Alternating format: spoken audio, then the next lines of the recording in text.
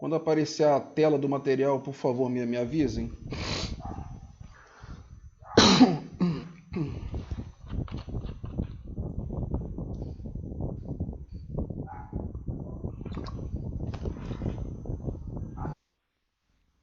Já entrou? Hoje a aula será bem light, tá? Não vai ter muito aquelas controvérsias que a gente falou muito desde o início da nossa primeira aula de condomínio, das modalidades de condomínio. Hoje a gente vai falar sobre direito real, sobre coisa alheia, tá? Não sei se vocês estão com o código em mãos. O artigo 1225 do Código Civil, que é o primeiro artigo que fala sobre os direitos reais. Ele fala sobre o direito real pleno, tá? Que é o direito. Deixa eu ler o artigo para os senhores. Artigo 1225, são direitos reais. Inciso 1º, a propriedade. A propriedade é sempre o direito real pleno, tá? O proprietário ele tem o quê? O direito de usar a coisa. Ele tem 4 poderes. O direito de usar da coisa, o proprietário, que diz nesse inciso 1º, ele tem a propriedade plena. Ele tem o direito de usar do imóvel, da coisa. Ele tem o direito de gozar da coisa. Gozar também entende-se como fruir. O que é isso? Perceber os frutos, alugar o imóvel e receber os aluguéis, tá? Ele tem o direito de dispor da coisa, ou seja, ele pode doar ou alienar ou emprestar o imóvel, e ele tem o direito de reivindicar para quem justamente tem a posse desse bem imóvel dele, tá? Ou seja, ele tem 4 poderes. Passando-se desse inciso 1º, todos os outros artigos são considerados direitos reais sobre coisa alheia, tá? Que ela se subdivide em quê? Em gozo, direito alheio de gozo ou fruição, tá? E tem os de garantia.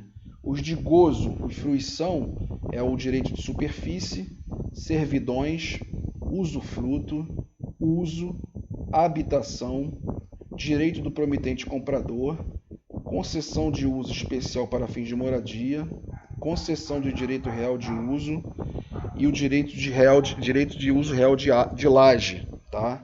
E os direitos alheios de garantia seriam o penhor, a hipoteca e a anticresse. Hoje nós vamos falar sobre o direito real de superfície, efiteuce, usufruto, servidão predial, uso e habitação, tá? Essa aula que eu vou dar hoje para os senhores, ela deveria ser desmembrada em 2 aulas no mínimo, tá? Só que esse semestre teve muito feriado na quinta-feira, tá? Houve vários feriados. Se eu não me engano, acho que aconteceu 2 ou 3 feriados.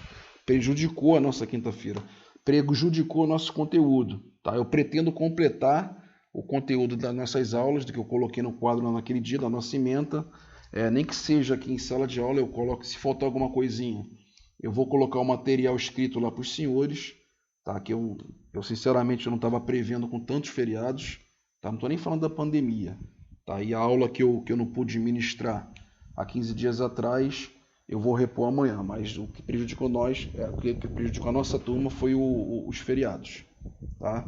Então eu vou tentar ser conciso, vou me concentrar no texto, tá? Que o texto hoje está bem autoexplicativo, está bem mastigadinho, apesar de ser extenso, para todo mundo acompanhar. Eu vou tentar levar uma batida para a gente terminar o quanto antes. E você já sabe meu sistema de ministrar as aulas, só abrir o microfone e me interromper, lembrando que eu não estou observando o chat, tá, gente? Eu estou olhando a tela, justamente essa tela que vocês estão olhando aí.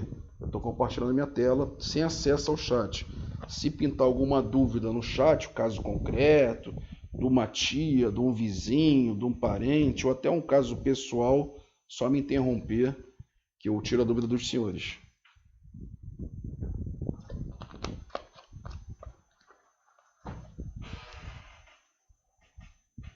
Vamos lá.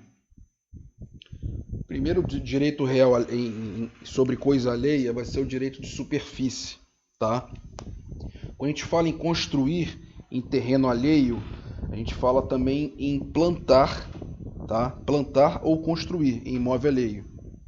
Nesse caso, o proprietário, eu tenho um terreno que está lá, eu sou proprietário há 20 anos, não tem interesse nenhum em construir nesse terreno, tá? Eu não tenho dinheiro para construir nesse terreno, mas o meu terreno ele é muito bem localizado. Meu terreno fica ali de frente para a faculdade, um terreno vazio, tá? Percebe que eu sou proprietário, tá? Eu não estou falando em posse, tá? A gente está desmembrando o direito real de propriedade, tá? Por isso que existe esse desmembramento. O que eu vou fazer com esse meu terreno que eu não tenho interesse em construir? Ele tá lá parado, ele não me traz frutos, todo ano eu pago aquele IPTU, eu só estou gastando com esse terreno. Eu mando uma pessoa ir lá capinar todo mês para não dar sujeira, para os vizinhos não me denunciarem por causa de sujeira. Então eu só estou gastando. O que eu vou fazer? Eu vou fazer uma parceria e eu vou passar o direito real de uso, tá? E de gozo para uma terceira pessoa. Tá? Entendemos o que? Eu não estou locando esse meu imóvel. Essa pessoa ela vai comprar esses meus direitos por prazo determinado ou não. Tá? Isso acontece muito nesses Habibs da vida. Não sei se vocês perceberam, Habibs, o Burger King, eles pegam um terreno vazio e eles constroem lá. Que é a construção padrão deles. A gente entra no Habibs, é sempre a mesma coisa. O Burger King também é sempre a mesma coisa. O McDonald's geralmente é sempre a mesma coisa. Ou essa pessoa fez um contrato de locação que se chama build-to-suit, que é uma locação ajustada por um prazo muito grande. O locatário ele vai construir ali, então ele tem que ter um prazo muito grande, porque quem vai construir essa construção é o locatário, é o inquilino do imóvel, ou então ele vai fazer a compra desse direito de superfície, tá? Então vejamos, o proprietário pleno, ele perdeu 2 poderes dos 4, tá? Então ele perdeu o direito de usar sobre a construção, tá, gente? Se a construção for só um pedacinho do terreno, ou sobrar um pedacinho para ele, ainda vai ter o acesso de usar e fruir, tá? Mas os direitos de dispor e reivindicar continua com o proprietário, tá? Então, se ele quiser vender, se encontrar um comprador, Flaviano, quer comprar o meu terreno? O Habib's está lá, eu tenho um contrato de 50 anos. Te interessa? Eu posso comprar, tá? Então, eu vou comprar já com esses frutos aí desse desmembramento, desse fracionamento da minha propriedade plena, tá? Vamos prosseguir na leitura que vocês vão entender bem facilmente esses institutos. Vamos lá. Superfície. O proprietário de um imóvel tem a faculdade de ceder a outrem o direito de construir ou de plantar em seu terreno por um prazo determinado por meio da constituição do direito real de superfície. Artigo 1369. A hipótese é interessante nos casos em que o proprietário não usa o terreno para nada, nem tem condições de construir ou plantar. Melhor do que deixar o terreno desocupado é sobre ele constituir direito de superfície. Isso tem ocorrido nos últimos anos, com grandes terrenos baldios ou velhas instalações de clubes de futebol cedidas a incorporações que ali erguem grandes shopping center e por vezes reconstrói as instalações do clube no terraço do edifício. É o exemplo aqui não sei quem está em sala de aula conhece aqui a fábrica Bangu. A fábrica Bangu, a antiga fábrica Bangu, que é de 1800 e alguma coisa, ela não vendeu a fábrica para o Shopping Bangu. Ali eu não sei o que houve ali, que tipo de transação eles fizeram. Mas tenho quase certeza, quase 100% de certeza, até porque não houve construção nenhuma ali.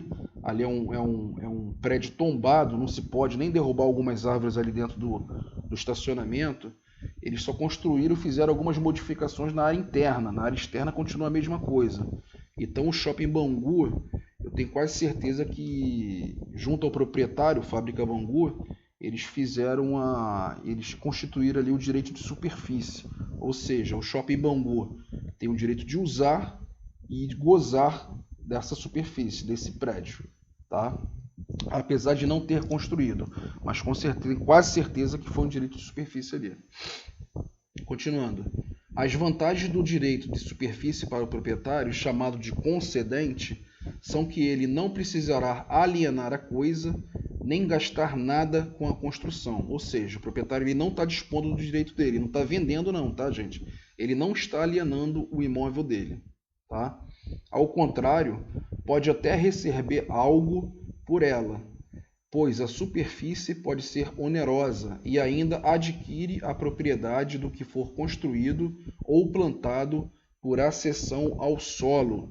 Se eu fiz um contrato, se eu vendi o meu direito, eu desmembrei o meu direito real pleno de proprietário ao Habib's, nesse meu terreno lá em frente à faculdade, contrato de 30 anos, daqui 30 anos o Habib's não vai poder simplesmente botar o prédio nas costas e levar para casa. Essa cessão ela vai se tornar minha, tá? Aquele prédio bonito lá do Habib's, com 2 andares, muito bem construído, muito bem conservado, no final, quando for finalizar esse direito real de superfície para eles, tá? Que geralmente tem um prazo determinado, esse prédio vai ser meu. Ele vai ele vai adicionar à minha propriedade, tá? Vai ser cancelado esses 2 direitos que eu passei para eles, que é o de uso e fruição, e vai voltar a soma dos meus outros 2 direitos, para somar os 4 poderes que eu tenho da minha propriedade, e eu vou me tornar novamente proprietário pleno, tá? Para o construtor ou plantador, chamado de superficiário, por sua vez, as vantagens são que não será necessária a aquisição de um terreno, por vezes difícil de encontrar à venda nos grandes centros urbanos, e poderá, por toda a duração do prazo convencionado, usar e fruir da construção ou plantação. Também é interessante para quem está adquirindo esse tipo de propriedade, tá? Para quem está adquirindo esse tipo de direito real. Tá? A pessoa, o empresário, um exemplo, ou o agricultor, ele não tem dinheiro para comprar um terreno. Muitas das vezes nos grandes centros, os terrenos grandes, eles são uma fortuna, vale milhões de reais, então é uma alternativa. Lembrando aos senhores, não falei aqui em sala de aula, o direito de superfície, ele praticamente substituiu a efiteuse, que a gente vai falar ainda hoje. O direito de superfície ele é muito parecido com a efiteuse. Hoje a efiteuse ela ainda existe no nosso ordenamento jurídico, porém ela não pode ser constituída novas efiteuses. Tá? A gente vai falar isso um pouco mais para frente. Continuando. A superfície é instituída, em geral, por prazos muito longos, como 20, 30 ou até 50 anos. Imagine-se uma incorporadora disposta a construir um grande shopping center, mas com dificuldade de achar um terreno disponível.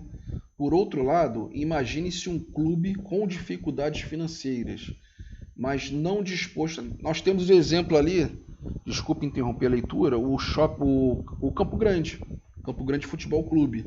Ele tem uma área nobre ali, praticamente no centro de Campo Grande, ali, né, na Arthur Rios. Aquilo lá é um espaço enorme, o clube está praticamente falido, tá? Então, eu já vi até uma notícia no jornal que eles estavam procurando um shopping para poder fazer a parceria, para fazer a construção ali. Aí, como eu falei para os senhores, o shopping que será instalado ali, ou ele faz a compra desse direito real de superfície, ou então ele faz o contrato de locação na modalidade build suit, já que ele vai construir ali. Aí o empreendedor ele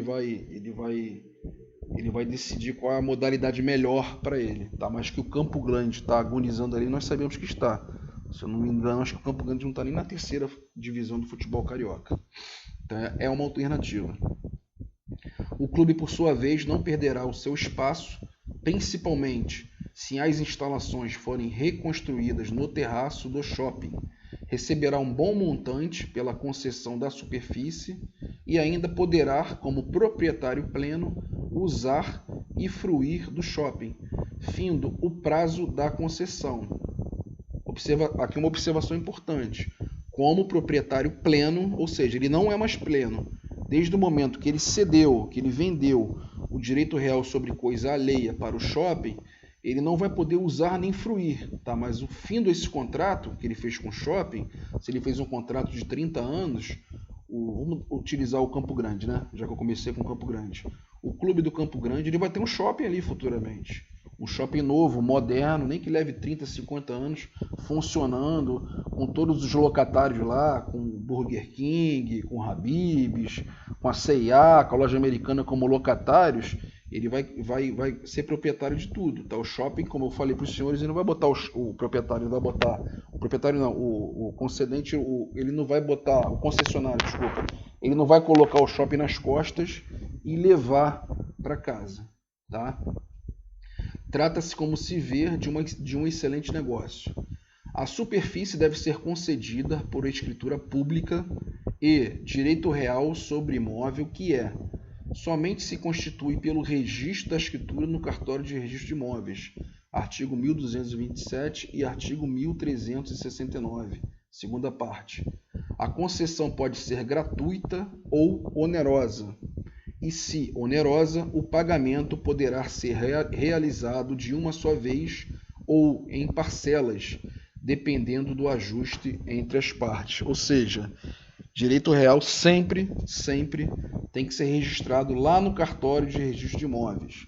Não adianta fazer um contrato, não é igual a posse, não adianta fazer um contrato particular, tu constrói aí, tá tudo certo, tu pode utilizar, aí daqui a um tempo você me devolve, não, tem que ser escritura pública, como se fosse uma compra e venda plena, tem que ser uma escritura pública, prevendo com todas as cláusulas, prevendo as condições, ela tem que ser registrado lá no cartório de registro de imóveis, ok?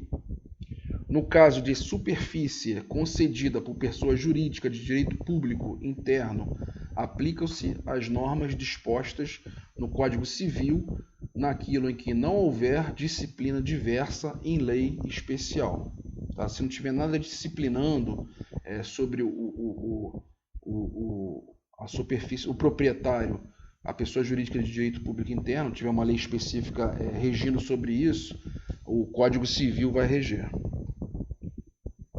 Direitos e deveres do superficiário e concedente. O superficiário não pode realizar obra no subsolo, a não ser que esta seja inerente ao objeto da concessão. Por exemplo, no caso do shopping center, será necessário executar as obras de fundação do edifício. Os encargos e tributos incidentes sobre o imóvel correm por conta do superficiário. A superfície pode ser transferida pelo superficiário a terceiro, por ato entre vivos, e transmite-se a seus herdeiros por herança, artigo 1372. Não se admite que o concedente fixe a título nenhum qualquer pagamento pela transferência. Em igualdade de condições de proposta, na hipótese de alienação do imóvel, o superficiário tem o direito de preferência. No caso de alienação do direito de superfície, o proprietário concedente tem a preferência. Que é isso? O superficiário, ele contratou lá comigo, eu dono do terreno. E vamos supor que daqui um contrato de 50 anos, o Burger King fez o prédio dele lá, está trabalhando. Vamos supor que o Burger King venha a ter uma dificuldade financeira. Daqui 5 anos, eles podem vender, como eles têm direito real de uso e de gozo, eles podem vender esses direitos para um terceiro. Porém, ele terá que fazer o direito de preferência com o proprietário, que sou eu. Tá? Mas Flaviano, como é que ele vai vender essa acessão? Como é que ele vai vender esse prédio se você é o proprietário? E na legislação ela diz que você pode dispor, inclusive com a acessão que está lá, com o prédio do superficiário. Esse Burger King, ele vai vender o tempo restante do contrato, que eu combinei com ele. Tá? Se ele contratou 50 anos e ficou ali 10 anos e ele vendeu para o McDonald's vai exercer esses direitos durante o restante dos 40 anos. Tá? O Burger King vai fazer o direito de preferência, tá? Eu vou falar que não há interesse, então ele vai passar para uma outra pessoa. Tá?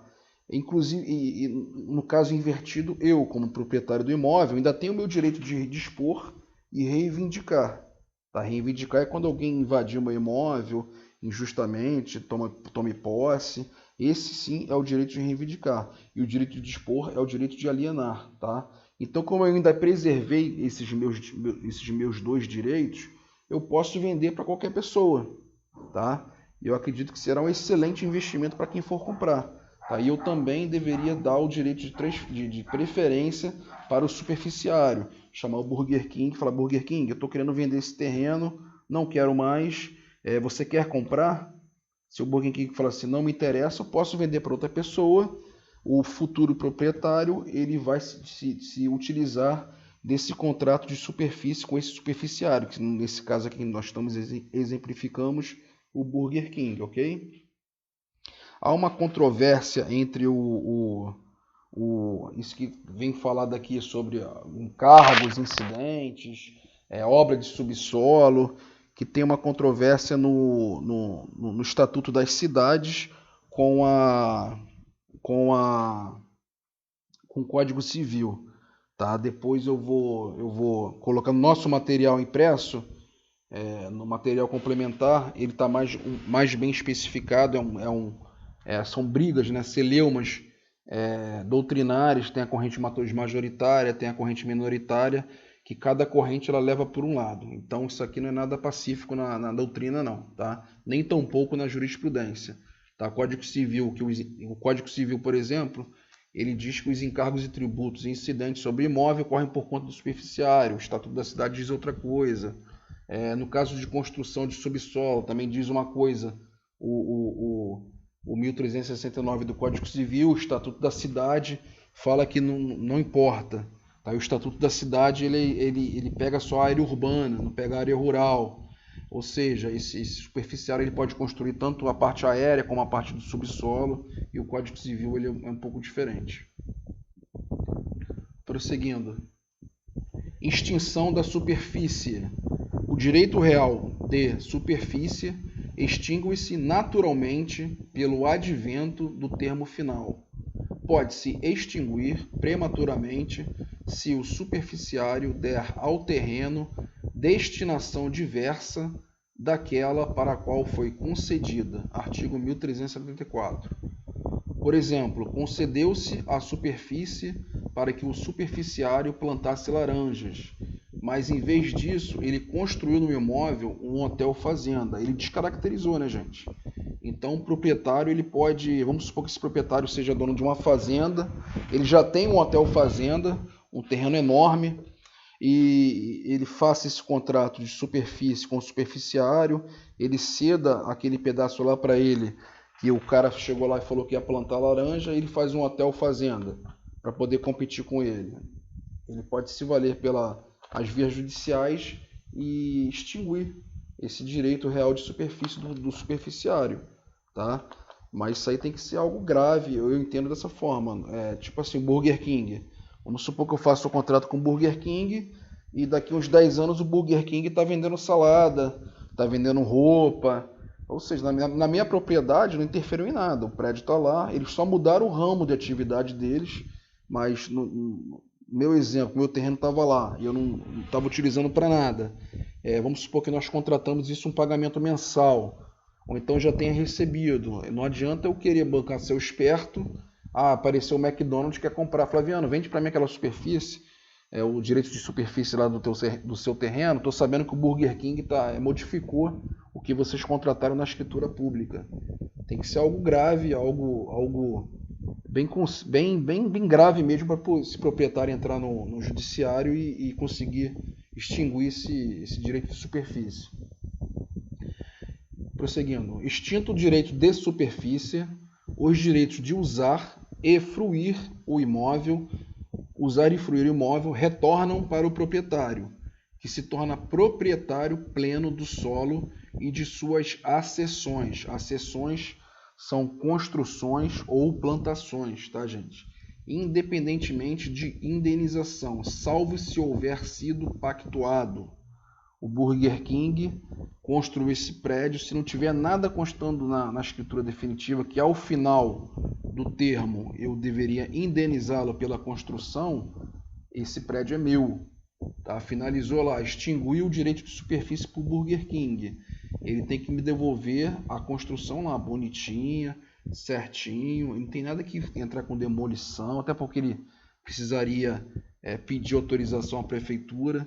Tá? Que as autorizações que a gente pede para a prefeitura para construção, ela também vale para demolição. Se você quiser destruir a sua casa e construir outra, você tem que pedir autorização à prefeitura. Então, findo esse termo, extinguir o direito de superfície ao superficiário, a construção é minha. Então, volta aqueles meus outros dois direitos que eu tinha passado para eles, que é o de usar e gozar. Tá, gente? Se o direito de superfície se extinguir em razão de desapropriação do imóvel, o proprietário concedente e o superficiário terão de ser indenizados, cada qual pelo valor correspondente ao seu respectivo direito real. Lógico, né? Vamos supor que o BRT queira passar lá dentro do meu terreno. E eu tenho o meu terreno, eu sou proprietário, eu tenho um direito real de dispor e meu direito real de reivindicar, e eu vendi, entre aspas, meu direito real de uso e gozo ao Burger King. Então, a administração pública, eles estão querendo desapropriar o meu imóvel. Desapropriação, ela tem que ser indenizada. Então, ela vai indenizar eu, como proprietário do terreno, e o Burger King, como proprietário entre aspas, tá? Porque ele tem um direito real, ele não é proprietário da superfície. Em resumo, ele é proprietário do prédio, né? Então, a administração pública vai indenizar os dois. Não adianta eu apresentar minha escritura pública dizendo que eu sou proprietário, que lá na minha matrícula vai estar constando lá o direito de superfície, o direito que eu cedi a terceiros. Tá? Cada um vai ser indenizado dentro da sua proporção. Agora vamos falar sobre servidão predial. Alguém tem alguma dúvida em relação ao direito de superfície?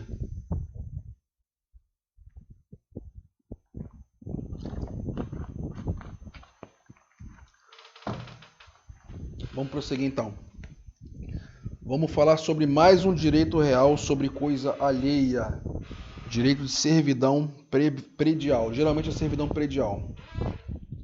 Vamos lá. Há casos em que o melhor uso de um imóvel dependeria de outro imóvel. Por exemplo, pode ser que o acesso à via pública, embora existente, seja ruim, e que, se o proprietário pudesse transitar por um pequeno trecho do prédio vizinho, chegaria a uma outra via bem melhor. Nesses casos, os proprietários de ambos os imóveis podem convencionar a constituição de uma servidão, ato pelo qual um prédio passará a servir ao outro. Daí a definição clássica de servidão. No sentido de que se trata de um ônus suportado por um prédio chamado de serviente para proporcionar uma vantagem a outro, denominado dominante, de proprietário diferente, nascido de um acordo de vontades do dono de um e do outro imóvel. Deixa eu dar um exemplo clássico e bem simples para vocês entenderem. Eu sou proprietário de um imóvel da frente e tenho um proprietário. Minha casa tem um terreno enorme, bem grande, bem espaçosa. A frente dela é grande, tem 50 metros quadrados, e tem meu vizinho lá dos fundos. Meu vizinho de fundos, a casa dele pode ser um terreno gigantesco, inclusive maior do que o meu, só que o acesso para ele, para a rua, é um corredor, a servidão que todos nós conhecemos, é um corredorzinho que ele mal consegue entrar de moto. E esse cara tem 5 carros, os carros desse cara ficam tudo na rua, inclusive 2 carros dele já foram roubados, já foram furtados. Então eu, em acordo com ele, o que eu vou fazer? Eu vou ceder, eu vou vender para ele, posso vender ou doar, enfim. É um pedaço desse meu terreno colado à servidãozinha dele, fininha lá que ele passa de lado, que vai ser chamada servidão. Tá? Então eu vou ser o serviente, tá? Eu que vou estar suportando essa servidão, vou estar fazendo essa transação com ele, e ele vai ser o dominante. Tá? E muitas das vezes isso acontece até quando a pessoa tem um terreno tem uma casa de fundos ou um terreno de fundos, que a via principal, a principal lá na frente, ele não tem nem a servidão, não tem nem como ele passar para a rua principal. Ele tem que sair lá pelos fundos, pelo mato, num caminhozinho, numa outra rua, ou ele passa por dentro de uma comunidade. Então seria interessante para ele ter uma servidão para ele ter acesso à via pública, tá? Esse é um resumo, um exemplo prático de servidão predial. Continuando. A constituição da servidão pode se dar por instrumento escrito, por declaração verbal feita ao oficial do cartório de registro de imóveis. Isso é raríssimo acontecer isso. Isso aqui está aqui no texto, mas isso é raro, tá? A gente sabe que cartório não faz nada de graça. Tá? Imagine uma declaração verbal. Chega aí o meu vizinho lá, senhor registrador, meu terreno tem aqui 1.000 metros quadrados, eu vou ceder aqui 100 metros para esse meu vizinho para poder acrescer ao imóvel dele, tá? Então, coloca aí na matrícula dele, menciona isso na matrícula dele e na matrícula do meu imóvel. Isso eu nunca vi, tá? Eu sinceramente nunca vi. Então, geralmente tem que ser tudo por escrito, tudo registrado, tudo averbado direitinho. Ou mesmo por testamento, se o testador dividir um prédio seu e legá-lo a pessoas diferentes, devendo o ato ser registrado, para que surja o direito real. Artigo 1378. Admite-se também a aquisição do direito real de servidão por uso capião, desde que a servidão seja aparente. Aplicam-se as mesmas regras gerais incidentes a uso capião dos imóveis. O prazo, segundo o artigo 1379 do Código, é de 10 anos. Se o possuidor tiver justo título, e de 20, conforme o parágrafo único do dispositivo, se não houver título justo, para valer contra terceiros. A sentença que declarar uso capião deverá ser levada a registro no cartório de registro de imóveis. Esse prazo de 20 anos aí do parágrafo único ele tem muita divergência na doutrina e na jurisprudência, tá? Quase ninguém segue esses 20 anos, não.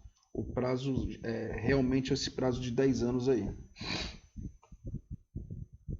Uso capião, vocês já sabem o que é. Vocês aprenderam o Civil 5. Se o proprietário, eu sou morador do imóvel dos fundos e eu fiz lá vocês vão ver aqui nesse texto a diferença da servidão aparente para outra. Eu tomei posse de um pedaço do terreno do proprietário do lado, fiquei por tempo, sem ser incomodado, com ânimos domini, esse prazo previsto na legislação, que seriam de 10 anos, eu posso usucapir sim essa servidão predial, tá ok? Por isso que há essa previsão da usucapião. Vamos lá. Com relação ao tema da servidão, devem ficar claros 2 pontos extremamente importantes. Somente há direito real de servidão se houver registro do ato constitutivo, e somente pode haver uso capião de servidão se houver posse. Lógico, né, gente? O uso capião sempre tem que ter posse. Donde se exclui os atos de permissão e tolerância. Se o meu vizinho da frente, vamos inverter agora eu sou o vizinho lá de trás. Se ele está permitindo, Flaviano, passa por esse pedacinho do meu quintal aí, passa com o carro aqui por dentro, sem problema nenhum. Tá? Nós sabemos que mera tolerância e permissão não configura posse, se configura detenção. Eu não tenho posse, eu tenho detenção. Tá? Então ela não é critério para invocar o uso capião. Os quais induzem mera detenção. Bastante elucidativo era o artigo 696 do Código de 16, o qual preceituava que a servidão não se presume, norma que, embora não conste expressamente no Código Civil de 2002, depreende-se do artigo 1378. Voltando e batendo na tecla, a gente está falando em direito real sobre coisa alheia, a gente está falando em direitos reais, tá, gente? Esquece aquela servidão de posse, o cara tem posse. Quando o cara tem, dos 2 proprietários, o da frente e dos fundos, eles têm a propriedade e esse cara está utilizando o terreno dele, e não tem nada constando na matrícula, nenhum dos dois, ele não foram no cartório combinar nada, a gente não está falando em direito real. Tá? A gente pode estar falando no máximo numa uso capião, como eu acabei de falar aqui. Ele está tomando posse de um pedaço de um terreno desse proprietário da frente, ou dos fundos, enfim, e ele vai poder invocar futuramente, se não foi permitido pelo o proprietário serviente, que é uma pessoa que está perdendo aquele pedacinho, ele vai invocar esse uso capião. A gente está falando em direito real, ok? Conforme asseverado, o direito real somente se constitui pelo registro no cartório do registro de imóveis, lógico.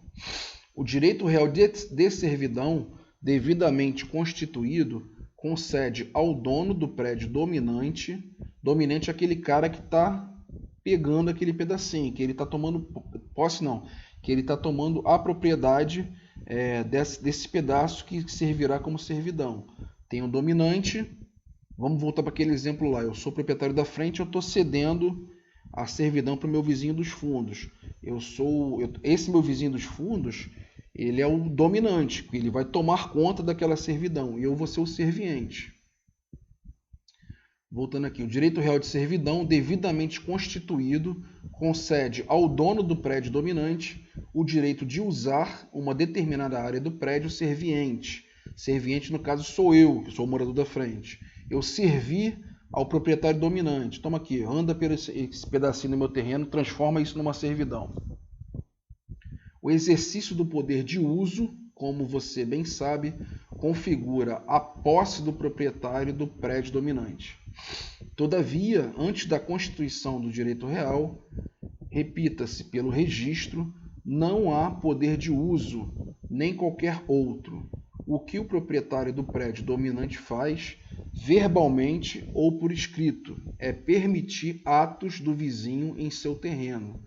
E como o leitor também já sabe, os atos de permissão não induzem posse. Refrisando aquele conceito que a gente falou no primeiro parágrafo aqui. Servidão. Logo, a hipótese de uso capião não se aplica aos casos em que a suposta servidão, na verdade, derivou-se de atos de boa vizinhança. Para o usucapiar de servidão ou de propriedade, é sempre necessário que haja posse. Assim, o vizinho que, encontrando o terreno ao lado abandonado por ele, transita pelo prazo legal, sem oposição do proprietário, nem permissão, nem tolerância, mas em razão do desconhecimento ou do descaso, pode usucapiar da servidão.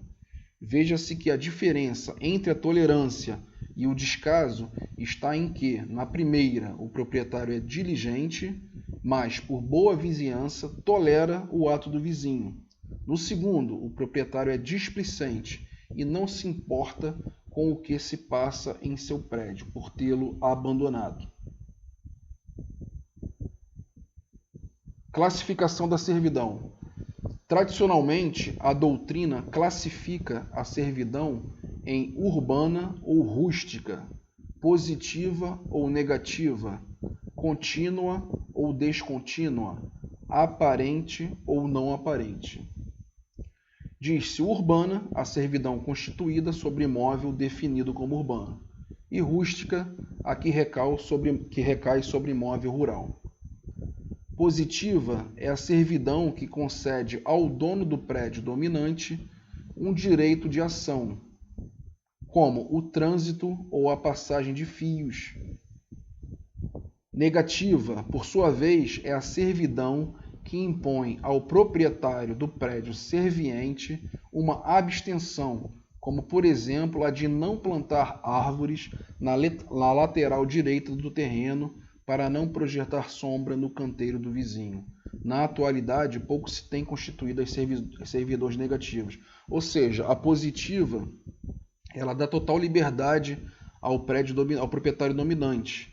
A negativa, como o próprio texto mencionou aqui, ela estipula deveres ao proprietário serviente. Tá? Ou seja, eu estou cedendo ali um pedaço do meu terreno para se transformar numa servidão, e então não posso passar ali, colocar uma planta, passar um fio, enfim, colocar uma cobertura.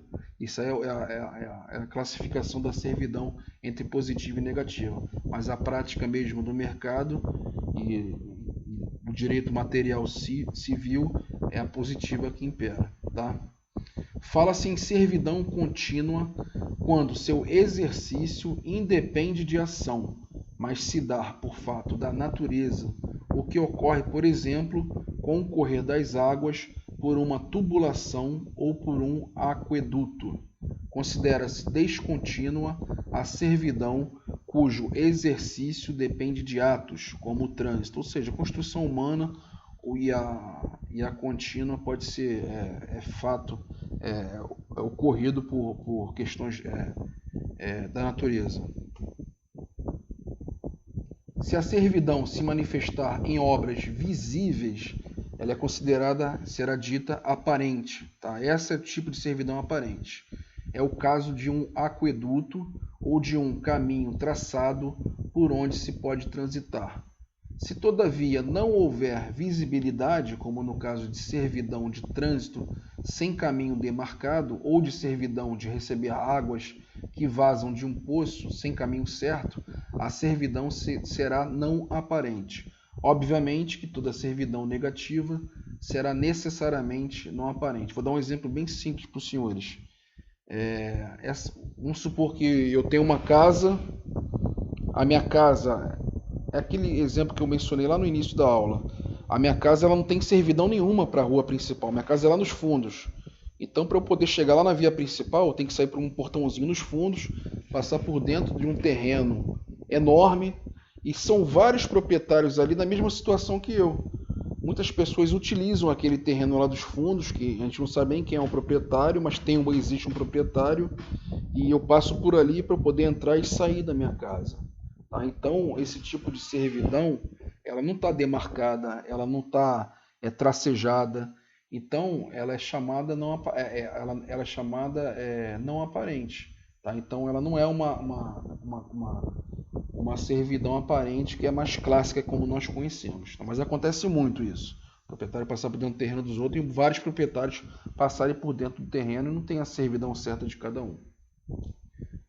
A classificação da servidão em aparente ou não tem grande relevância, pois somente pode haver posse de servidão aparente e, por conseguinte, somente esta se adquire por uso capião. Ou seja, nesse meu exemplo, eu morando na casa dos fundos, passando num terreno lá que não tem nada visível, é impossível de eu usucapir a minha servidão. Tá? Durante muito tempo se discutiu a servidão de trânsito, abstratamente, seria aparente ou não. Por meio da súmula 415, o Supremo Tribunal Federal cristalizou o entendimento que exposamos, no sentido de que servidão de trânsito não titulada, mas tornada permanente, sobretudo pela natureza das obras realizadas, considera-se aparente, conferindo direito à proteção possessória. Esse é o caso comum em grandes cidades de servidões cujas obras lhes dão contornos de rua ou vila, as quais muitas vezes ostentam placas com o nome como Servidão José Silva Filho. Tá? Quando a gente fala em trânsito aqui, servidão de trânsito, não é o trânsito da rua principal não, tá, gente? Que as vias elas são públicas, tá? Então não há do que se falar em uso capião de bem público, ok? Servidão, direitos e deveres. O dono do prédio dominante, relembrando os senhores, o dono do prédio dominante é quem está se utilizando da servidão, tá? O prédio serviente é quem cedeu aquele pedaço de terra. Só para relembrar, dominante é quem está se utilizando, quem recebeu esse pedaço de terra, e o serviente é quem cedeu. O dono do prédio dominante pode fazer todas as obras necessárias à conservação e ao uso da servidão por sua conta, se não houver disposição diversa no título constitutivo, escritura, dividindo as despesas com os demais proprietários dominantes. Às vezes uma servidão tem mais do que um prédio dominante, às vezes são vários. Se houver Se, por outro lado, houver estipulação no sentido de que as obras devem ser realizadas pelo dono do prédio serviente, este poderá exonerar-se do dever se abandonar ao dono do dominante, total ou parcialmente, a propriedade do prédio serviente. Caso o proprietário do prédio dominante recusa-se a aceitar a propriedade, caberá a ele custear as obras. Não se admite que o dono do prédio serviente embarace, de maneira nenhuma, o exercício legítimo da servidão. Logicamente que por exercício legítimo deve-se entender aquele que se faz de acordo com a finalidade declarada da servidão e pelo modo convencionado, escriturado, tá? Entenda-se como escriturado, pactuado, com contrato direitinho. Nada de boca, senão não se pode falar mais. Se for de boca, se for posse, essas coisas, não se pode falar em direito real de coisa alheia de servidão predial, tá, gente? A gente está falando, voltando aqui, não quero ser chato, mas estamos falando em direitos reais. Logicamente que por exercício legítimo deve-se entender aquele que se faz de acordo com a finalidade declarada da servidão e pelo modo convencionado. No caso, por exemplo, de uma servidão de trânsito, pode-se estabelecer que a passagem somente possa ocorrer à tarde, entre 13 e 17 horas, e por um determinado caminho.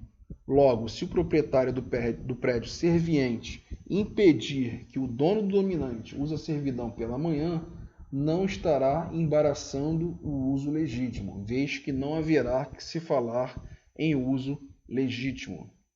Ou seja, se eles combinaram esse horário, então está pactuado, escriturado e registrado, não há que se falar em troca de horário ou dia, enfim, que eles pactuaram. Importante frisar que decorre do exercício legítimo da servidão a proteção possessória,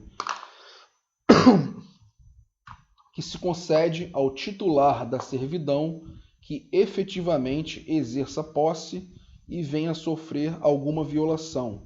Nesse caso, tem o titular do direito acesso a todos os mecanismos de proteção possessória, ou seja, a legítima defesa da posse e as ações possessórias, ok? Que é aquelas ações possessórias que vocês aprenderam no período anterior, que é a ação de reintegração, manutenção, interdito proibitório, enfim. Continuando, importante, ademais, esclarecer que o uso da servidão deve se restringir às necessidades do prédio dominante, para que o prédio serviente sofra o menos possível. Segundo os parágrafos do dispositivo, a certidão constituída para um fim não pode se ampliar a outro, ou seja, a servidão de trânsito não pode ser usada para a passagem de cabos. Parágrafo 1º. No caso específico das servidões de trânsito, a de maior ônus inclui a de menor, e a menor exclui a mais onerosa, ou seja, se é admitido o trânsito de caminhões, considera-se autorizado o trânsito de carros, mas se apenas se admite o trânsito de pessoas a pé, exclui-se o de carros ou caminhões.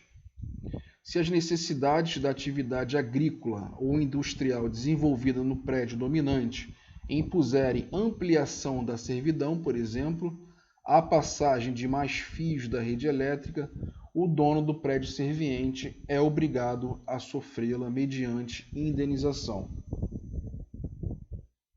É possível o deslocamento da servidão em duas hipóteses, contempladas no artigo 1384, pelo dono do prédio serviente, às suas custas, se não houver redução das vantagens para o prédio dominante, ou seja, o prédio dominante, o prédio serviente, que é o prédio que cedeu a servidão ao prédio dominante, vamos supor que ele precise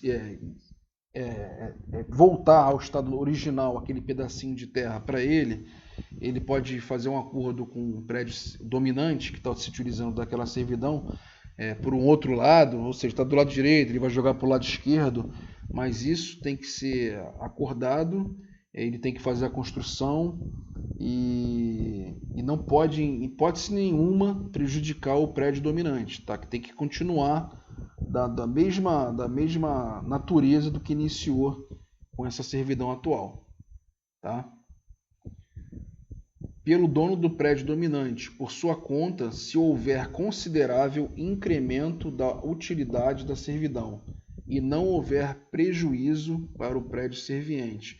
E a mesma coisa ao contrário, o prédio dominante ele pode modificar alguma coisa ali, vai ser as custas dele, e que não prejudique o proprietário do prédio serviente, que é o proprietário que cedeu o espaço lá para ele. Continuando, as servidões são, por natureza, indivisíveis. Se o prédio dominante vier a ser dividido, cada uma das novas porções continuará se beneficiando da servidão. Se o prédio serviente vier a ser fracionado, cada nova parte continuará a sofrer a servidão. Artigo 1386, primeira parte. Em qualquer caso, desde que a natureza e o destino da servidão assim determinem, isso porque se o terreno é muito extenso e há servidão de tubulações para conectar uma casa ao sul do prédio com a rua, também ao sul na divisão do terreno em sul e norte, a parte norte não terá por que se utilizar da servidão. Igualmente, se há servidão de trânsito com o caminho traçado pelo lado esquerdo do prédio serviente e este é dividido ao meio, o lote do lado direito nada terá a ver com a servidão. Deixa eu resumir isso tudo aqui. Um exemplo simples. Tem o proprietário dos fundos, o proprietário da frente, e já foi constituída ali a servidão. Tá? Que o prédio serviente lá dos fundos já está se utilizando, e eu da frente, eu sou o prédio dominante. Vamos supor que o proprietário dos fundos, ele venha construir uma casa, ele venha construir um prédio de 3 andares, com 2 proprietários cada andar. Virou de um proprietário, de uma família, se transformou em 6 famílias. Tá? Então, essas 6 famílias vai ter que se virar com essa servidão que tem lá. Tá? E a mesma coisa eu, do morador do prédio da frente.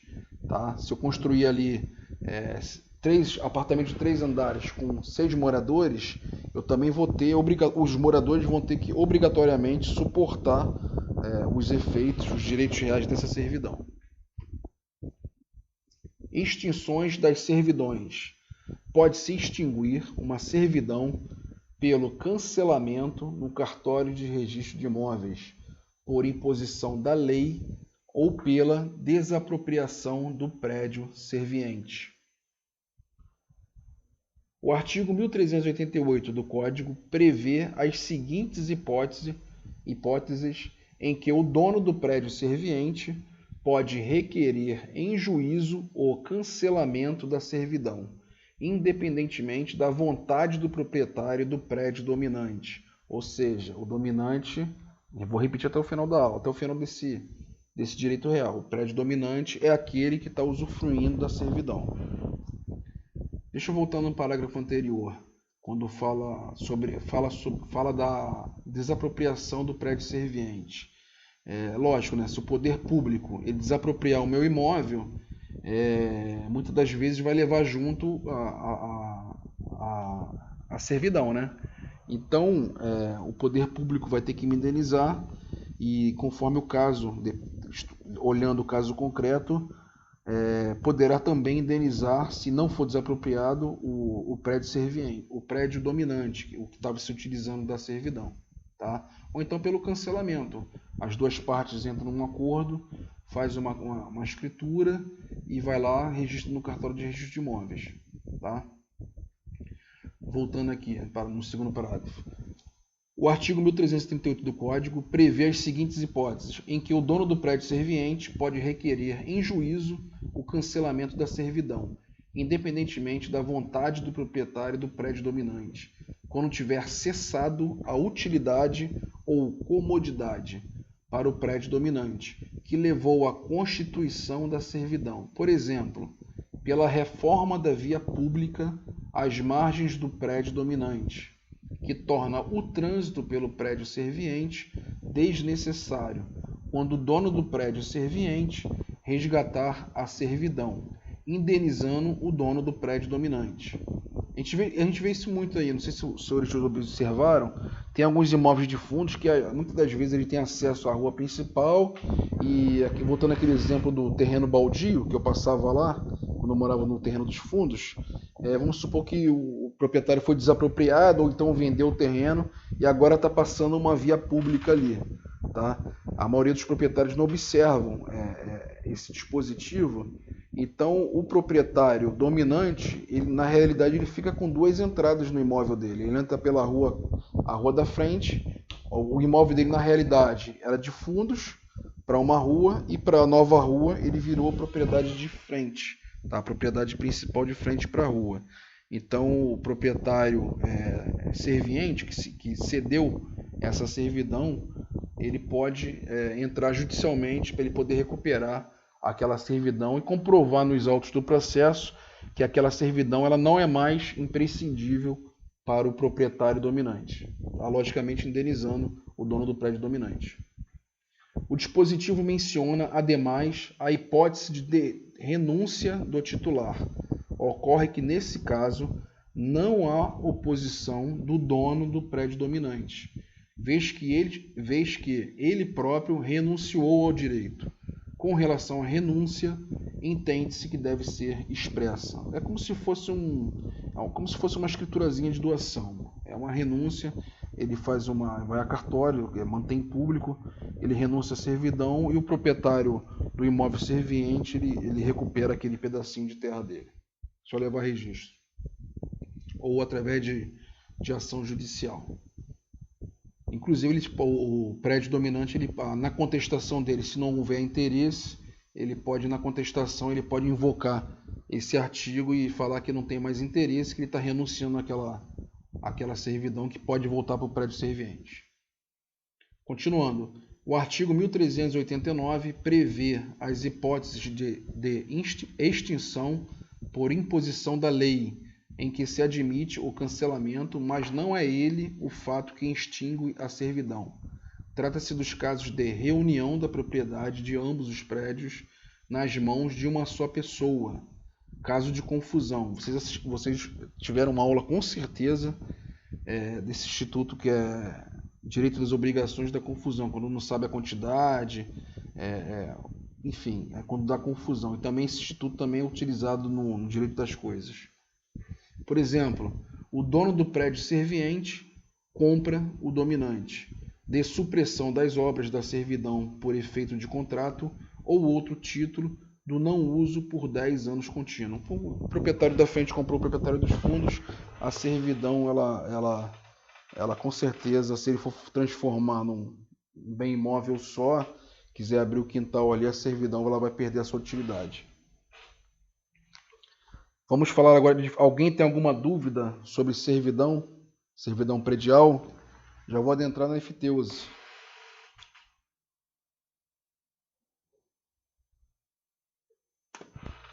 Nenhuma dúvida até então? Então vamos falar de efiteuse.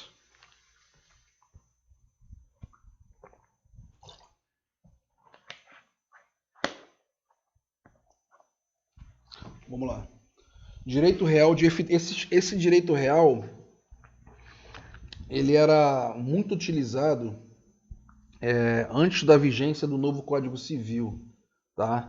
Eu não sei se os senhores ou as senhoras já compraram imóvel. Quando eu falo comprar um imóvel, é um imóvel escriturado, com proprietário, com escritor definitivo, direitinho.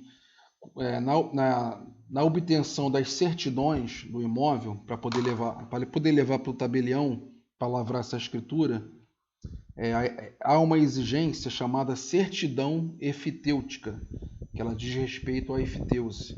Tá? O que é certidão efitêutica? Essa efiteuse ela é comparada ao direito de superfície, tá? Que antigamente ainda existe essas famílias, família real, existe efiteuse com a Marinha, o próprio município do Rio de Janeiro tem alguns locais da cidade que quando você tira uma certidão efitêutica, ali fica constando que ela é bem do município. Então, quando você transfere, se eu tirar uma certidão efitêutica do imóvel para eu poder comprar, e lá na certidão efitêutica, é obrigatória a certidão efitêutica, tá? e aparecer que aquele imóvel que eu estou comprando é da, vamos supor que seja em Petrópolis, tá? Que quase 100% de Petrópolis é da família real. Então, na transferência desse bem imóvel do antigo proprietário para o Flaviano, eu vou ter que recolher um tributo chamado efiteuse, tá? Que na prática a gente chama muito de efiteuse. Então eu vou pagar para poder transferir a propriedade desse antigo proprietário para o Flaviano. Antigamente era pior, antes do Código de 2002 era cobrado foro, que era mensalidade não, era uma anualidade, tá? O Código Civil de 2002 ele extinguiu isso, tá? E tampouco pode ser constituídos novos os direitos de efiteuses, tá? Se não me engano, acho que o artigo está aqui na tela, o artigo 2038, ele extinguiu a entrada de novas efiteuses, ou seja, o que está, não pode criar novas efiteuses, tá? Vamos ler o texto que vocês vão entender esse tipo de direito. Vamos lá, efiteuse. É o direito real de efiteuse, amplamente utilizado no período feudal, ou seja, esse instituto é muito antigo, tá? Então, tipo assim, o rei de Portugal, ele na hora que Portugal transformou o Brasil na colônia de Portugal, qualquer produtor, qualquer pessoa que venha morar aqui no Brasil, logicamente Portugal cedia as terras, mas cobrava lá anualmente o foro. Se fizesse a transferência, teria que pagar os tributos de transferência. Então isso aí é um instituto bem antigo, tá? O direito real de efiteuse, amplamente utilizado no período feudal, praticamente desapareceu no nosso ordenamento, sobretudo após o Código Civil de 2002, proibir a constituição de efiteuses e subefiteuses a partir da sua entrada em vigor, ou seja, não pode ser constituída mais nenhuma, tá? Não pode. As que estão não foram extintas, mas também não pode ser criadas novas. No entanto, não foram extintas as efiteuses constituídas anteriormente, as quais ainda se regem pela disciplina que lhes deu o Código Civil de 1916, não revogado nesta matéria. A efiteuse, também chamada de aforamento ou emprazamento, ocorre quando o proprietário de uma vasta área não cultivada resolve ceder para fins de edificações. Artigo 680 do último Código. O chamado domínio útil, consubstanciado pelos poderes de usar, fruir, dispor, reivindicar e possuir, mantendo para si única e exclusivamente o título de propriedade, chamado de domínio direto. Quem recebe o domínio útil, o chamado efitêutica ou foreiro, pode praticar no imóvel todos os atos de proprietário e, na prática, sentir-se proprietário. Ao proprietário chamado de senhorio ou efitente, cabe o direito de receber anualmente um valor estipulado e invariável chamado de foro. Nesse sentido, preceitua o artigo 678 do Código Civil de 16. Dá-se a efiteuse, aforamento ou emprazamento, quando por ato entre vivos ou de última vontade, o proprietário atribui a outrem o domínio útil do imóvel, pagando a pessoa que o adquire, e assim se constitui efiteuta, ao senhorio direto, uma pensão ou foro anual, certo e invariável. O foro, gente, na prática, o foro está praticamente extinto. É como se fosse, como botar como exemplo o IPTU. Aquele pagamento anual, ele está praticamente extinto. Proprietário, vamos chamar assim, a pessoa que tem a propriedade, ela não é considerada totalmente plena, porque foi desmembrada que é propriedade plena, mas na prática, como o próprio texto diz aqui, ele pode exercer de todos os direitos. Ele pode usar, ele pode fruir, ele pode dispor, pode reivindicar. Só que na hora que ele for alienar esse bem imóvel, ele vai ter que procurar o efiteus, tá? E ele vai ter que recolher os tributos. Quem abriu o microfone aí? Quer fazer alguma pergunta? Vamos lá, continuando. Então, a única consequência para o proprietário do imóvel não é que eu vá comprar uma casa em Petrópolis e eu não vou ser o proprietário desse imóvel, tá? Na realidade, na letra fria da lei, o proprietário é a família real, tá? Porém, eu posso exercer todos os direitos do proprietário pleno, tá? Voltando. Só que na hora que eu for alienar esse bem imóvel ou doar, eu vou ter que recolher os tributos para a família real, tá? É sempre na hora de eu vender, na hora que eu for transmitir esse direito. Prosseguindo. Uma característica marcante do direito real de efteusi é o fato de ser como a propriedade perpétua, artigo 679, sendo inclusive transmitido por herança. Além do direito ao foro, o senhorio tem outro importante direito, o de preferência. Isso nunca acontece, na prática nunca acontece. Se eu for vender minha casa de Petrópolis, eu tenho que preencher um formulário e dar preferência à família real. A família real, em alguns dias, eles respondem dizendo que não há interesse em comprar o meu imóvel, tá? Mas eles têm esse direito aí.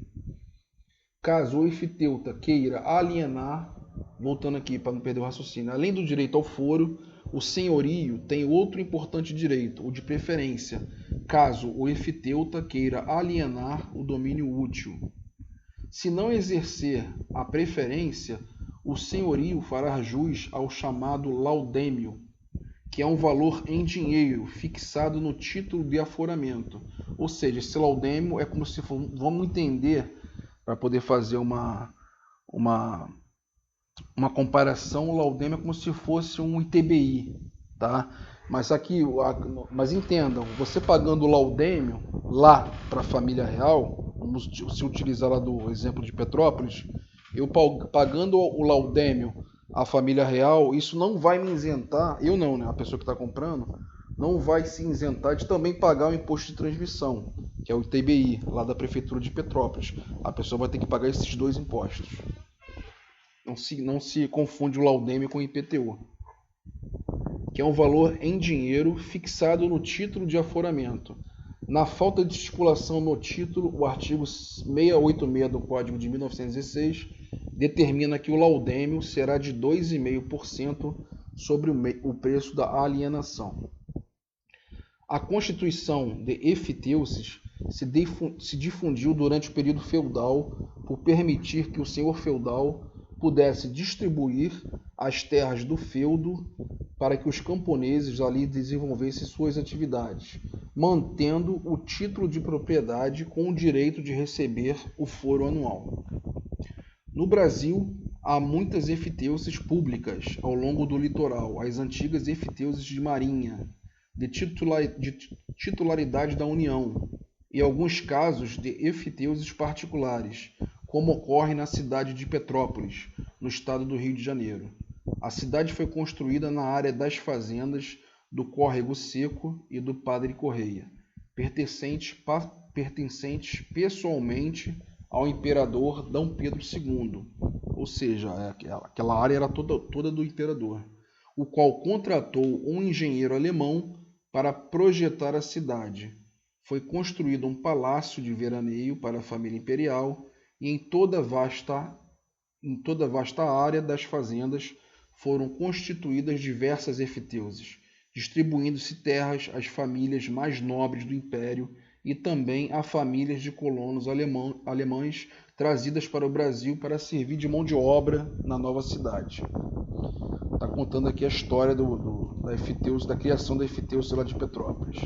O senhorio direto das muitas efteusis ficou nas mãos da Companhia Imobiliária de Petrópolis, pessoa jurídica criada especificamente para administrá-las. A companhia permanece até hoje nas mãos de descendentes da família imperial. Curiosamente, no ato de constituição das efteusis, Pedro II renunciou ao direito ao foro, restando-lhe apenas o direito de preferência, substituível pelo laudêmio. Ou seja, lá em Petrópolis, a família real, eles não recebem esse foro, que é esse pagamento anual pelo uso. Tá? Eles só recebem o laudêmio, que é aquele imposto que é cobrado na hora da transferência do bem imóvel.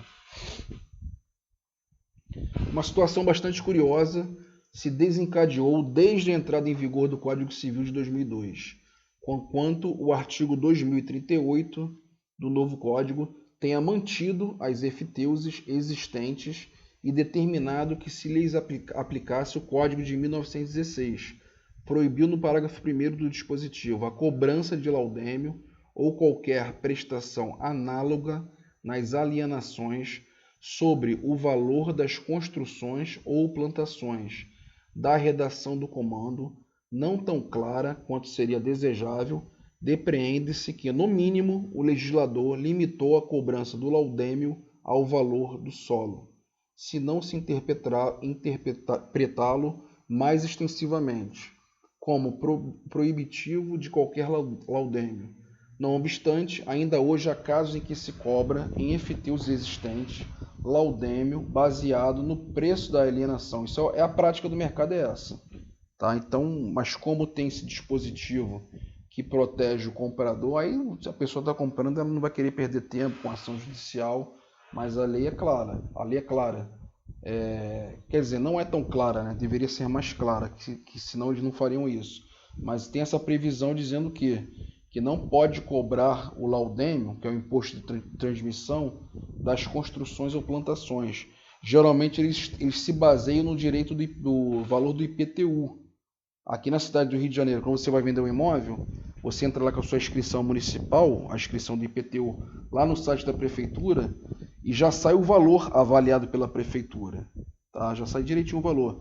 Se você estiver vendendo a tua casa por R$100 mil e a prefeitura arbitrar que vale 300, você vai pagar os 3% de imposto em cima dos 300 mil, que é o valor avaliado pela prefeitura. Tá?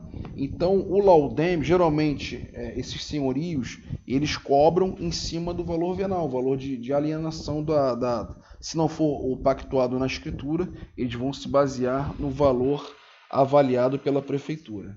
Tá? Laudêmio baseado no preço da alienação, que na grande maioria dos casos inclui o preço do solo mais o preço das construções ou plantações. Todavia, não se tem notícia de discussão judicial significativa acerca do fato. É aquilo que eu falei para os senhores, a pessoa está comprando, está com pressa, o cara não vai comprar um imóvel, vai ficar esperando sair uma decisão judicial para poder diminuir o valor do laudêmio. As pessoas vão lá e compram.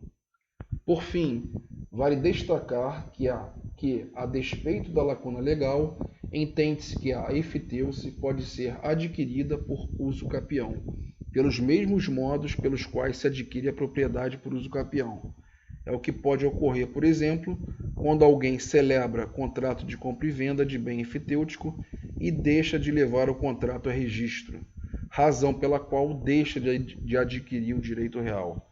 Em casos assim, a situação pode se regularizar, desde que preenchidos os requisitos de alguma das modalidades respectivas pela uso capião da efteuse. O domínio direto do senhorio, todavia, não é atingido pelo fato. Justamente por isso é que, mesmo nas áreas de efteuse de marinha, é cabível a aquisição por uso capião, porquanto, ainda que público bem, não é a propriedade que se adquire, esta permanece da União, mas apenas o direito real de efteuse.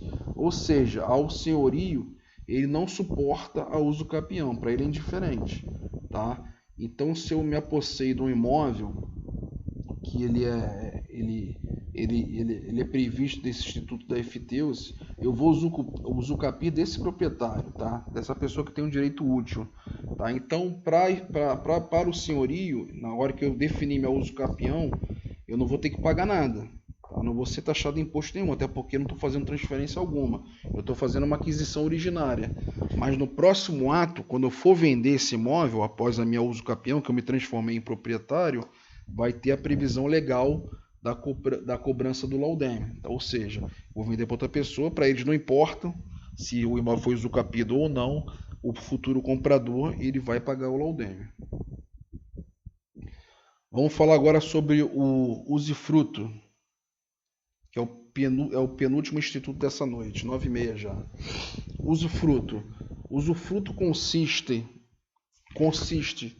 no direito real inalienável concedido a um terceiro, chamado de usufrutuário, de usar e fruir da coisa alheia, por um certo lapso temporal, sem lhe alterar a substância.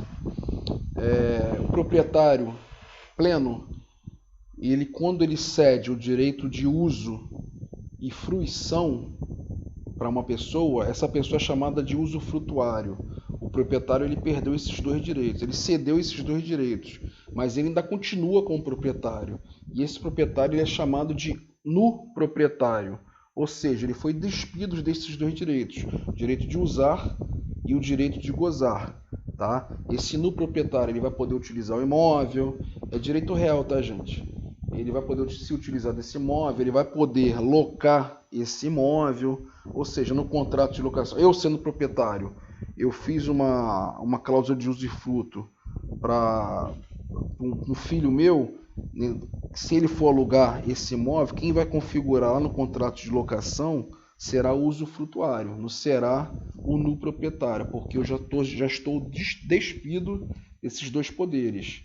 E ao contrário, o usufrutuário ele não pode vender esse imóvel e ele não pode reivindicar, que esses dois poderes continuam comigo. Se eu quiser vender, inclusive com o usufrutuário, eu vou vender. Até porque o adquirente ele vai ter noção do que está acontecendo ali, que na própria certidão de ônus reais vai estar constando que eu sou o usufrutuário. Continuando. Por meio da constituição do usufruto, a propriedade que se torna nua, vez que ao proprietário resta apenas o título e os poderes de dispor e de reivindicar, mas não pode ele usar nem fruir. Usar entende-se como morar, se utilizar do imóvel, e fruir quando ele está percebendo os frutos, está alocando, está emprestando, enfim. No nosso direito, o usufruto é inalienável, não obstante, admite-se a cessão de seu exercício, a título oneroso ou gratuito, artigo 1393. Em outros sistemas, como o francês, admite-se a alienação.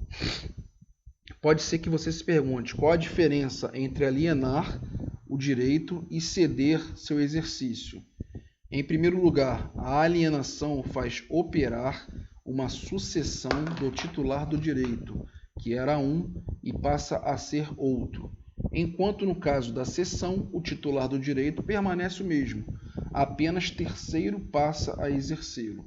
Daí se depreende que a alienação produz um efeito definitivo, enquanto a cessão é temporária. Ademais, o usufrutuário tem direito real, oponível a todos, enquanto o cessionário tem direito obrigacional, exercido em face do usufrutuário cedente. Não pode, por conseguinte, opor seu direito a terceiros, tampouco ao proprietário.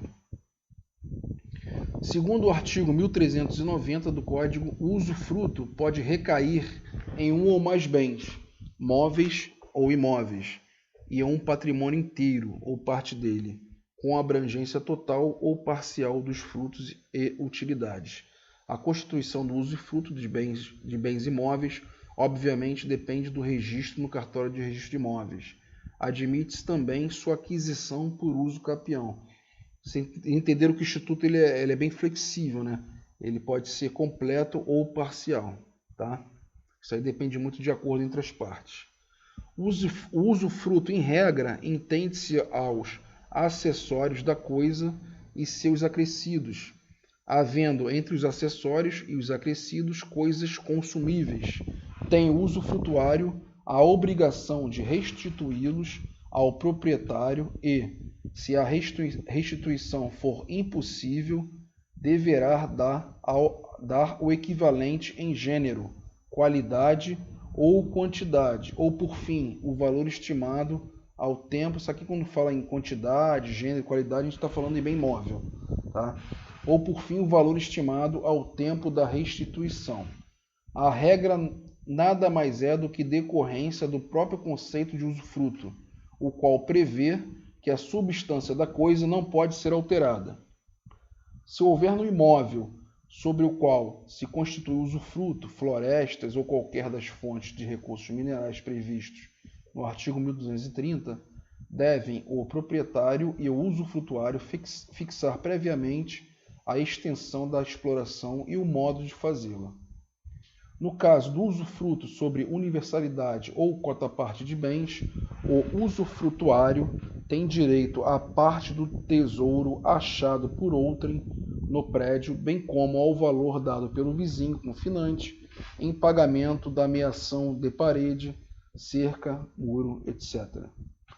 Note-se que na primeira parte do comando, o Código de 2002 alterou o sistema de 16, em que o usufrutuário não tinha direito à parte de tesouro achado por outrem, nem se o usufruto recaísse sobre a universalidade ou cota-parte de bens. Bevilacqua justifica a norma anterior, apontando que o tesouro nem é fruto nem é produto. Todavia, proveu o fundamento para o novo entendimento, explicando que se entende que o usufruto que recai sobre uma universalidade ou cota-parte dela abrange quaisquer vantagens que advêm à coisa e não apenas as utilidades comuns.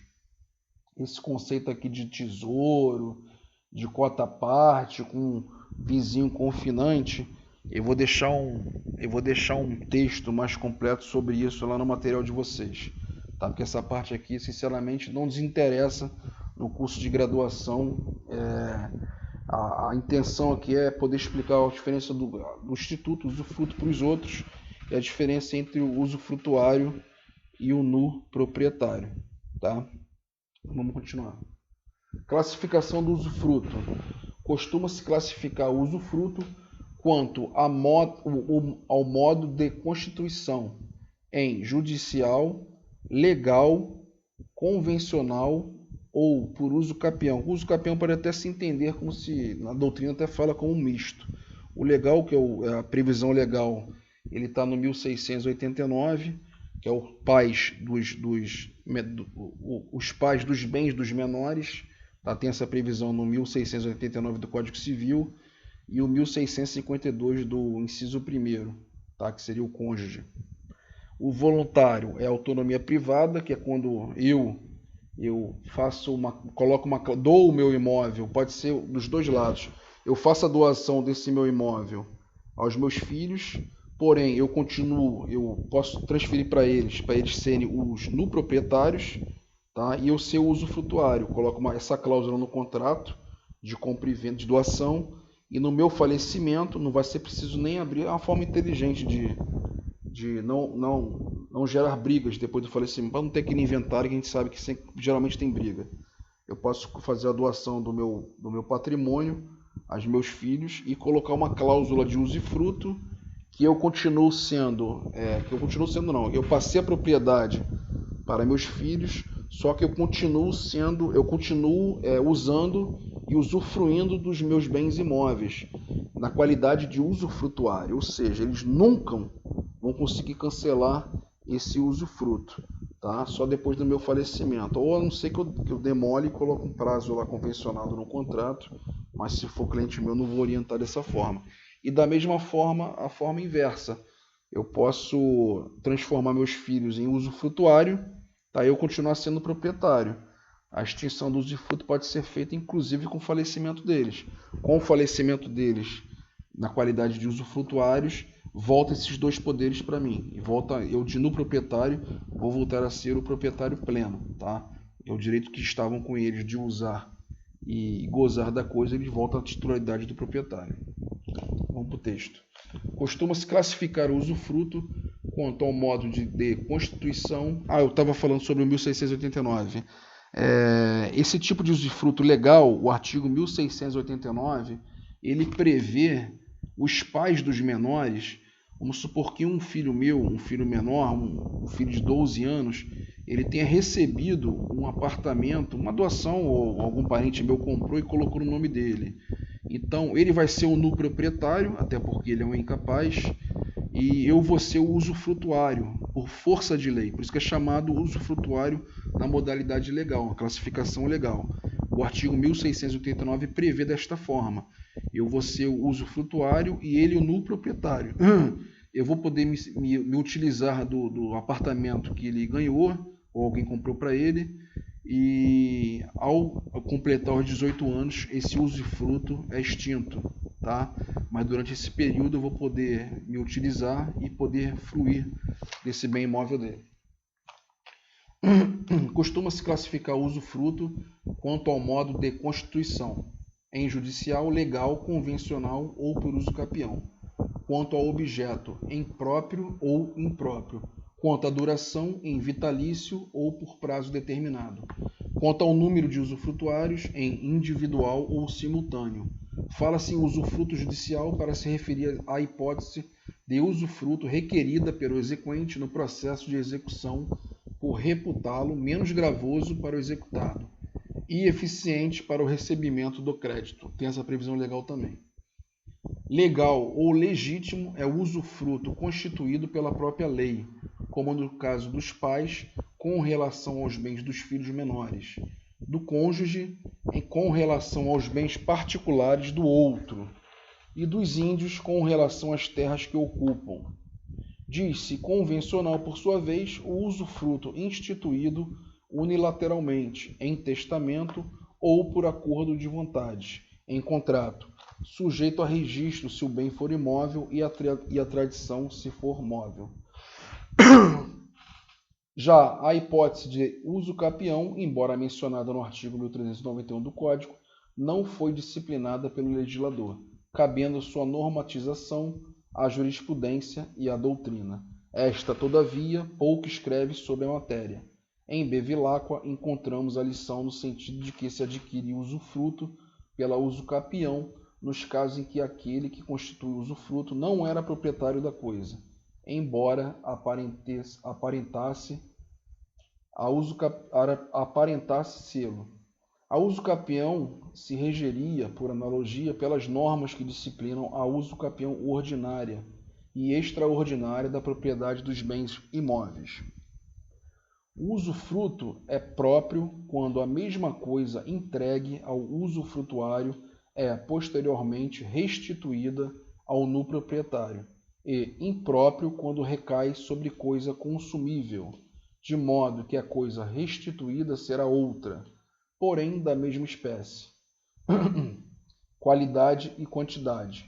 Diz-se impróprio, porquanto, sendo o bem consumível, isso aqui no caso de bem imóvel, tá, gente? O usufrutuário acaba de se tornar proprietário da coisa que lhe é dada. Classicamente era chamada de quase usufruto. Ainda, vitalício é o usufruto constituído para durar por toda a vida do usufrutuário e por prazo determinado aquele para o qual se estabelece um prazo de duração.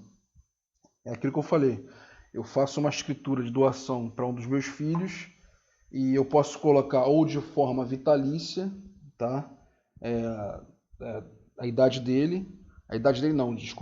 dele. Se ele vier a falecer antes do pai, esse direito de usufruto retorna ao proprietário, ou então eu posso colocar por um tempo determinado. Tipo assim, uma filha minha fez 20 anos, vai entrar para a faculdade de Direito. Eu posso colocar lá de um dos meus apartamentos que ela pode usufruir e usar durante um prazo de 5 anos. Ela pode morar, pode alugar. Isso é um direito real que me cabe a fazer isso. Tá? No final dos 5 anos, esse usufruto ele vai ser cancelado e a propriedade retorna ao proprietário original. Por fim, individual é o usufruto exercido por apenas um titular e simultâneo o exercício por mais de um. Direitos e deveres do usufrutuário. O usufrutuário tem os direitos de possuir, de usar e de fruir a coisa, o que inclui poderes de administrá-la. Seu usufrutuário recai sobre títulos de crédito, inclui-se no direito de fruir o direito de cobrar as dívidas a que se refere o título. Nos termos do parágrafo único do dispositivo, cobradas as dívidas, o usufrutuário aplicará de imediato a importância em títulos da mesma natureza ou em títulos da dívida pública federal, com cláusula de atualização monetária segundo índices oficiais regularmente estabelecidos. Os frutos naturais pendentes à época da constituição do usufruto podem ser percebidos pelo usufrutuário. Frutos naturais não são frutos cíveis, tá, gente? Diferentemente do aluguel. Frutos naturais pode ser uma fruta no pé, uma jaziga, uma água mineral, esses são frutos naturais, tá? Por sua vez, os frutos naturais pendentes, ou seja, foi lá, vamos supor que seja uma plantação. O proprietário ele colocou a semente, quando ele fez a cessão da usufruto, já constituída, já com usufrutuário, usando e gozando da propriedade, essas sementes vão florescer, vão gerar frutos ou legumes, essas coisas, tá? Então por isso que existe os frutos naturais pendentes. Por sua vez, os frutos naturais pendentes, quando da extinção do usufruto, são do proprietário, ao qual também não cabe indenizar as despesas de produção. Ou seja, o proprietário recuperou, extinguiu o usufruto, aquela semente que o usufrutuário plantou há 2 meses atrás. Agora eu estou com 100 hectares de milho, que vai me gerar 50 milhões de reais nessa colheita. Eu não me cabe indenização para o usufrutuário. Tá? Os frutos cíveis, por sua vez, que é diferente dos frutos naturais, que nesse exemplo aqui é o aluguel, os frutos cíveis, por sua vez, como o aluguel, que vencerem na data inicial do usufruto, pertencem ao proprietário. Os que vencerem na data final pertencem ao usufrutuário. Segundo o artigo 1399, para que o usufrutuário altere a destinação econômica do prédio, depende da expressa autorização do proprietário. Pode, não obstante, usufruir do prédio em pessoa ou mediante arrendamento. Mais direitos e deveres do usufrutuário. O usufrutuário tem direito às crias dos animais, mas tem de deduzir os números delas, quantas bastem para que o número seja quando da restituição da coisa, o mesmo que era quando a coisa lhe foi entregue. Os principais deveres do usufrutuário se encontram resumidos no artigo 1400. Inventariar por sua conta os bens recebidos, indicando o estado em que se acham, dar caução real ou fidejussória, se lhe exigir o proprietário, conservar a coisa, restituí-la ao final do usufruto. O parágrafo único do dispositivo ressalta que, no caso do doador, que se reserva o usufruto da coisa doada, o donatário não pode exigir a caução. Tá? No caso de doação, ele não vai exigir caução alguma, até porque ele está doando. E ele está se reservando no direito dele de usufrutuário ou no proprietário. Na hipótese de o usufrutuário não querer ou não poder dar caução suficiente, perderá o direito de administrar o usufruto, caso em que os bens serão administrados pelo proprietário, que ficará obrigado, mediante caução, a entregar ao usufrutuário os rendimentos da coisa, deduzidas as despesas de administração, inclusive a remuneração do administrador, fixada pelo juiz. Segundo o artigo 1402, o usufrutuário não responde pelas deteriorações decorrentes do exercício regular do usufruto, o que em nada agride a vedação no próprio conceito do usufruto, da alteração da substância da coisa. Por outro lado, o usufrutuário responde, nos termos do artigo 1403, pelas despesas ordinárias de conservação da coisa no estado em que a recebeu, pelos ônus, inclusive tributos, devidos pela posse ou rendimento da coisa usufruída. Os direitos são praticamente iguais do contrato de locação, que o locatário tem que devolver o imóvel da mesma essência que ele recebeu.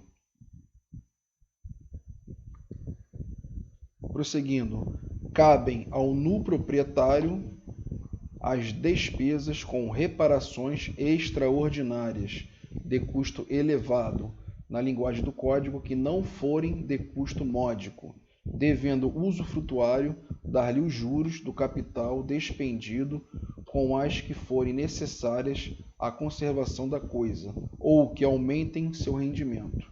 O parágrafo 1º do dispositivo determina que não são consideradas módicas as despesas superiores a 2/3 do líquido rendimento em um ano. Caso o nuproprietário não cumpra a obrigação ora discutida, o usufrutuário poderá fazê-lo e posteriormente cobrar daquele o quanto houver desembolsado. Ele pode entrar com uma ação regressiva para tentar recuperar aquilo que ele gastou, ele poder fazer o reparo lá no imóvel. Lembrando que são reparações extraordinárias, da coisa absurda, coisa grande. Na hipótese do usufruto, que recai sobre uma universalidade de coisas ou em uma cota parte, fica o usufrutuário obrigado pelos juros da dívida que vier a onerar o patrimônio ou a parte dele. Se a posse da coisa ou qualquer outro direito do proprietário sofrer lesão ou ameaça de lesão, deve o usufrutuário dar ciência a ele, conforme o artigo 1406. Ou seja, se ele for esbulhado, ameaçado ou turbado, o usufrutuário ele tem que comunicar imediatamente ao nuproprietário. Ok? Mas o usufrutuário ele tem o direito, como ele está na posse desse imóvel, ele está podendo usar e usufruir, ele pode sim se valer com as ações possessórias. Tá? Caso a coisa, objeto do usufruto, esteja segurada, caberão ao usufrutuário as contribuições do seguro, ou seja, esse imóvel está no seguro. Tá? Então as contribuições, o pagamento desse seguro, a responsabilidade é sempre do usufrutuário. Ainda que o seguro seja feito pelo próprio usufrutuário, a indenização dele resultante caberá sempre ao nuproprietário, subrogando-se o direito do usufrutuário, em qualquer caso no valor da indenização do seguro. Ou seja, o usufrutuário está lá se utilizando do imóvel, fruindo os frutos desse imóvel, a obrigação é dele de pagar o seguro. Se tiver o sinistro, quem vai ser indenizado é o proprietário, entre parênteses, no proprietário. Tá? Um paga para o outro receber se tiver algum sinistro. O artigo 1408 contempla os casos de destruição do prédio objeto do usufruto, sem culpa do proprietário. Se isso ocorrer, o dono não tem obrigação de reconstruí-lo e, mesmo que o faça, o usufruto não se restabelece automaticamente. Todavia, se a reconstrução for feita utilizando-se a indenização do seguro, o usufruto se restabelecerá por força da lei. Falou sobre a indenização do proprietário. Se ele reconstruiu o prédio, no exemplo de um prédio, de um bem imóvel, com o dinheiro da indenização do seguro, o usufrutuário vai voltar a exercer os direitos dele. O usufruto igualmente se subroga na indenização dada em razão de desapropriação ou de responsabilidade civil de terceiro.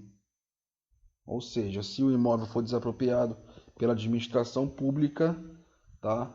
O usufrutuário ele vai ter direito à indenização.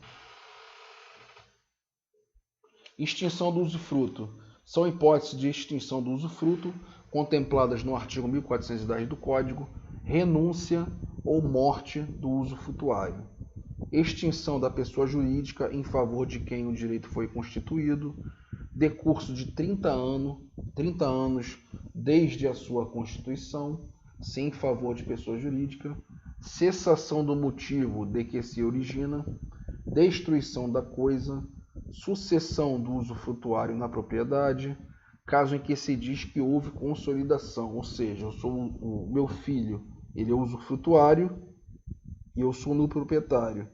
Eu doei esse imóvel para ele e coloquei uma cláusula Eu coloquei uma cláusula na matrícula do meu imóvel de usufruto. Meu filho é usufrutuário e eu sou o proprietário. No caso do meu falecimento, é só ele averbar lá na matrícula do meu imóvel, que já tem lá constando o usufruto na matrícula, a minha certidão de óbito, que de usufrutuário ele vai passar a ser pleno proprietário, se ele for o único herdeiro, tá? Sem necessidade de abertura de inventário. Vamos lá, continuando. Deteriorar ou deixar que a coisa se arruíne, ou, no caso de título de crédito, se não cobrar a dívida no exercício. Além dessas hipóteses, há também a do simples decurso do prazo previsto no ato constitutivo. Em qualquer caso, dever-se-á proceder ao cancelamento do registro. Nos termos do artigo 1411,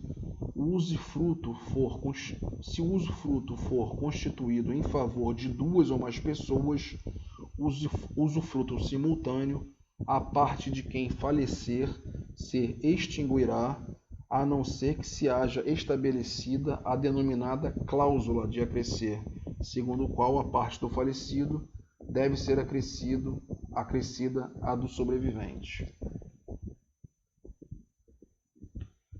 Galera, são 5 para as 10 horas, 5 minutos para as 10. Vamos parar por aqui, tá? Na próxima aula a gente vai falar sobre o usufruto, a gente vai falar sobre sobre o uso, a habitação, tá? O restante da ementa, tá? Quem abriu o microfone, alguma coisa. A gente vai dar continuidade na nossa próxima aula, que seria a aula de reposição. Essa aula que eu estou passando para os senhores, ela deveria ter sido dada naquela aula que eu não fiquei impossibilitado de aplicar, tá? Mas a aula que seria de hoje, eu vou aplicar agora no próximo sábado, tá? Então, no próximo sábado, eu vou colocar lá no grupo que a aula será às 16 horas, tá, gente? Que às 14 horas eu vou aplicar a aula, eu vou ministrar a aula ao pessoal do Direito Civil 5 e a aula de vocês fica para 16 horas. Quem não puder comparecer na aula das 16 horas, a aula vai ficar gravada e eu vou colocar lá no canal, que eu fiz uma playlist das aulas, inclusive estão todas lá. Tá? Todas as aulas já foram adicionadas. Eu vou adicionar essa aula de hoje e vou adicionar a próxima aula do final de semana, que vai ser no sábado às 16 horas. E voltando ao assunto da prova, para quem entrou depois, a prova ela vai ser passada para vocês amanhã, tá? Se acontecer algo muito grosseiro, se acontecer algo uma fatalidade, ela vai ser passada no sábado, a não ser que eu venha a morrer, né? Aí vocês não vão ter prova, pelo menos pelo Flaviano. Mas eu pretendo passar a prova para vocês amanhã. Por isso que eu estava prevendo mais ou menos não terminar essa aula de hoje, que o conteúdo é extenso. Eu vou parar no usufruto, então amanhã eu vou fazer a prova, eu vou confeccionar a prova dos senhores e a matéria vai ser até o usufruto, tá? Porque tem outras coisas nesse slide que infelizmente não deu para aplicar para vocês hoje, tá? Alguém quer abrir o microfone, quer perguntar alguma coisa relacionada à reposição da aula, prova, avaliação? 10 horas em ponto, né, gente? Tranquilo? Boa noite, pessoal. Um abraço, Alexandre. Boa noite para o Felipe, Alexandre, Eduardo, o Marcelo, Pauliane, Cristiane, o André, Maurício. Obrigado, tá, gente? Se ficar alguma dúvida, me liga, manda um zap, eu atendo a todo mundo, manda um alô aí que eu vou respondendo para os senhores, tá bom? Todo mundo semana que vem arrebentando na prova, tá? Boa noite, tchau, tchau.